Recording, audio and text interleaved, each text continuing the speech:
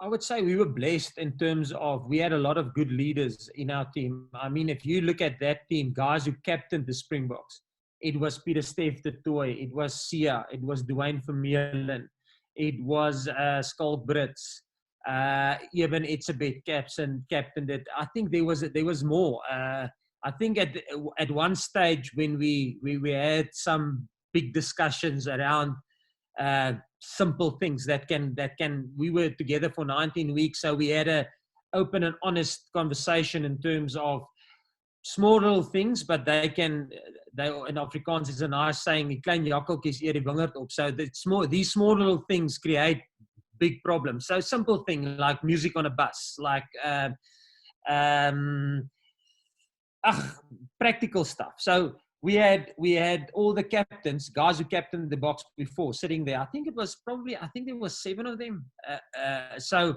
So they were sitting there, and everybody gave input. Like I said, we had a very transparent environment. So there wasn't the first thing Rassie probably said is there's no senior and junior, because and he explained it like this: if Herschel Yankees is seen as a junior and Faf as his senior, because they have a 5-year age difference, let's say, make it simple for me, for Matt, let's say Faf is 25 and Herschel is 20. So who's the senior and junior? No, easy. Herschel is the junior. Okay. So when Faf is 30 and Herschel is 25, who's the senior and junior?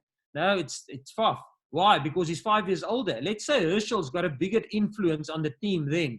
When does Herschel ever going to take over Faf in terms of being the senior guy? So seniority in our team was about input and output. It was about ownership. It wasn't about how old are you, how many test matches you've played for the box. It was never about that. So even leadership was leadership. Sia's the captain, but there was other leaders. There was defensive leaders. There was physical leaders. There was the leaders of the scrum, and they all had their own roles to play. So it was never.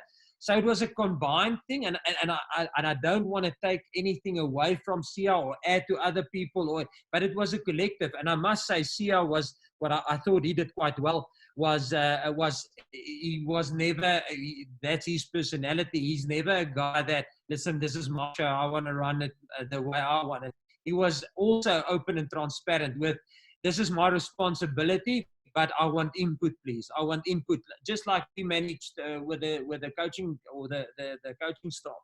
There was always, this is your responsibility, but we expect the other guys to give input. So I think we were lucky in terms of that we had a very strong leadership, or a strong group that didn't have egos in terms of my beat. I don't want you to give input on that. I think we were lucky and blessed in terms of that.